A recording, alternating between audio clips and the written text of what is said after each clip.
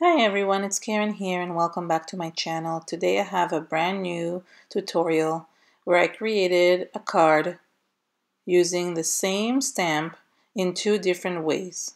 This video is part of a YouTube card making tutorial hop where a few card makers got together to create card video tutorials.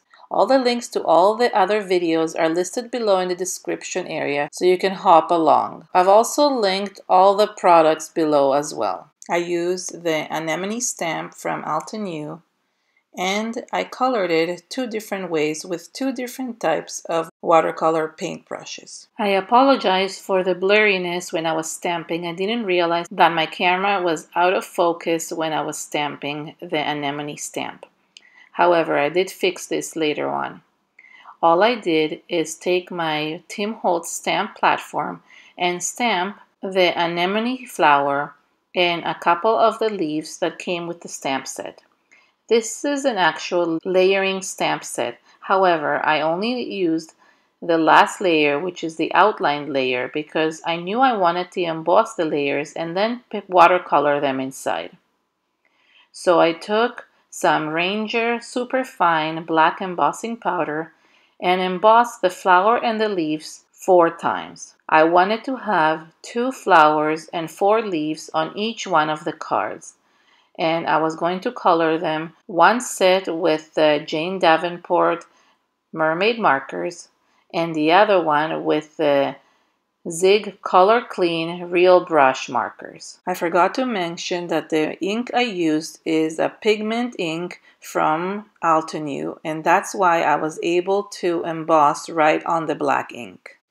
The first set of embossed flowers and leaves I painted with the new Mermaid Markers from Jane Davenport.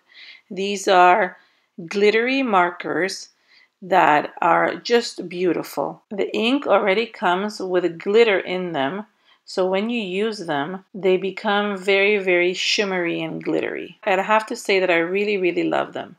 There's 2 sets of these, and I use the set that has the blues and the pinks. This set is called Shimmering Skies, and I only use the 2 turquoise colors that come in this set. I use the light color first to add some ink in the center of the flower and then use my water brush to just blend the color towards the outside of the petals. These inks are so intense and have so much pigment that the colors come out quite dark, so you have to put very little bit, and sometimes it's really hard to control. I really wanted to show how to use different products and get similar results depending on what products you use. So today I'm specifically using the Jane Davenport markers and the Zig Clean Color Real Brush pens just to compare the difference between the two. These markers are so shimmery and beautiful, although it's really hard to tell in the video. It's really beautiful how they are all blended together, and you don't have to add any other marker on top in order to make it shimmery. I wanted the stamped leaves to be green, but the shimmering set did not have any green color. So I went back to my original Mermaid Marker set and took 2 green markers. And then I also took a green from a new set called Shipwrecked. These 3 greens together combined created the shades on the leaf. I started with the lighter color first and put very little bit at the base of the leaf, and then used my watercolor brush to just blend in the color. Then I went in with the darker color and created another shade for the leaves. I did the same thing. I put it at the base of the leaf and then blended it upwards to create a nice combination between the 2 shades of green. This gave the leaves some depth and shape. I ended up using only 2 of the green markers, and I used the darker one to highlight the veins on the leaves. That added much more depth to everything. For the second card, I decided to paint the flowers and the leaves using the Zig Clean Color Real Brush Markers. and I grabbed a few of the turquoise looking colors because I wanted to make the flowers look as close as possible to the other card. I started again with the lighter color first. The Zig Clean markers have a little bit more selection within the markers. There's a lot more shades to choose from, especially if you get the larger cases. This case that I have is the 80 case marker, and I will list other sizes below, like the 60 or even the 24 marker case. That way you can choose the one you like. I started with the lighter color of the turquoisey blue, and then I went ahead and used the next color, which was a little bit of a darker shade. For each marker, I would add it around the center of the flower, and then I would take my watercolor paintbrush and just spread the ink around. These markers have a lot of pigment in them as well, so you also have to put very little bit on. They are, however, less strong in terms of the intensity, and it's much easier to blend and control. They also have more shades, so you can really add more shades to the flower or to any project that you're using. I really like blending these ones, and it's so calming for me to just sit there and watercolor. I forgot to mention that the paper that I'm using underneath for the coloring is a Strathmore Bristol paper.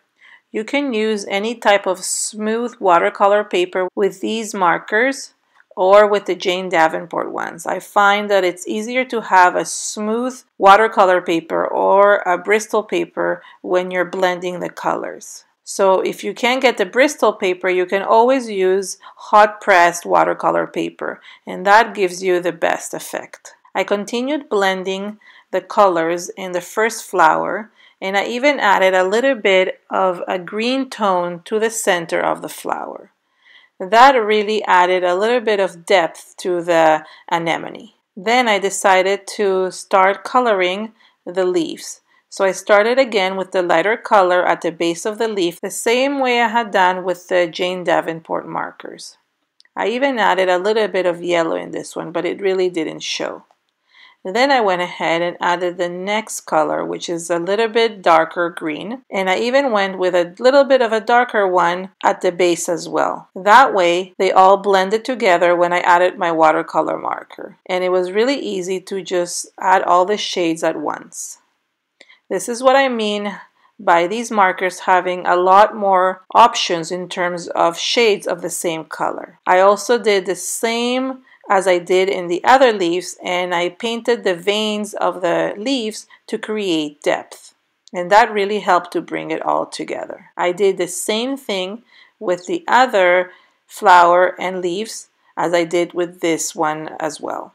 Once I finished coloring both flowers and leaves, I wanted to add a little shimmer to match the other flowers as well, as these markers are not shimmery at all. So I took my Nouveau Glimmer marker and added some glimmer to the flower and to the leaves. Looking back, I wish I would have used the matching Wink Stella for the same markers, as they are made by the same company, Kuretake. But I didn't remember that I had them, so I ended up using the Nouveau Glimmer Mist, and it gave a more silvery look to it, where the other one would have given it a little bit of a golden look. However, it looked really nice and shimmery, and I really liked it. Since I had added some green in the center of the other flowers, I went back and added a little bit of green in the center of the flowers I had painted with the Jane Davenport markers, because I really wanted to compare everything eye to eye. And by adding the green, it also created a little bit of depth to these flowers as well. I took all 4 flowers and 4 sets of leaves, and I cut them using the matching die cut that came with the set. This set comes with a matching stamp and die, which is really great from Altenew. Once I cut them up, I took some of the markers and the water brush, and I just went around the edges to just hide that white outline, because when I painted the flowers, some of the marker had gone outside of the lines, so I wanted to make sure everything matches up. So I used the Zig markers for the actual Zig flower and leaves, and I also used the Jane Davenport markers for the respective flower and leaf. Although I wanted to mount the cards on a white background, I thought I should add a little bit more texture in the background. So I took 2 pieces of paper and I embossed them with a beautiful embossing folder that kind of looked like a lattice pattern. And that way, white on white would add a little bit of texture without taking away anything from the actual flowers. I took the embossed paper and I raised it with 3D foam tape so it would give dimension to the card. Then I arranged the flowers and the leaves the way I like them on the background and glue them as well. Finally, to add a sentiment, I took the Altenew Family Matters stamp set and I decided to create 2 Mother's Day cards, one for my mom and one for my mother-in-law. So I took the word mother and then another sentiment from the set, and I went ahead and stamped them on the same paper using the same ink from Altenew. I really love this set as it is so versatile because you can use it for any type of occasion and for any family member. It has lots of different family members that a lot of stamp sets actually don't have. So it was perfect for anything, and you don't have to buy separate stamp sets for that. I will link that one below as well, of course, because I really think it's a very handy stamp set. I stamped the saying 2 times and then I trimmed them. The mother word, I actually used scissors to cut around the shape of the word because I didn't have the matching die set. So I just decided to just pretend that I have it and just cut around the word. It looked really authentic in my opinion, and I really liked that it was really easy to do. Because the letters were script style, I was able to cut around the loops and make it look as if it was die cut. I should have put just the word mother on the outside and then put the other sentiment in the center, or at least stamp it inside the card. That way it would have not taken away from the flower as much. But I only thought of that after I glued everything, and then I couldn't remove them because it was ruining my flower. So I decided to just leave it the way it is. It still, I feel, looks really nice. And it's just a really nice card that I made, and I'm already ready for Mother's Day, which is a few weeks away. Thank you so much for joining me today. If you like my video, please give it a thumbs up and share it with your friends on social media. For more inspiration, subscribe to my channel and also visit all the amazing channels below of all my other crafty friends that have created videos for this hobby. Thank you so much and have an amazing day. Bye!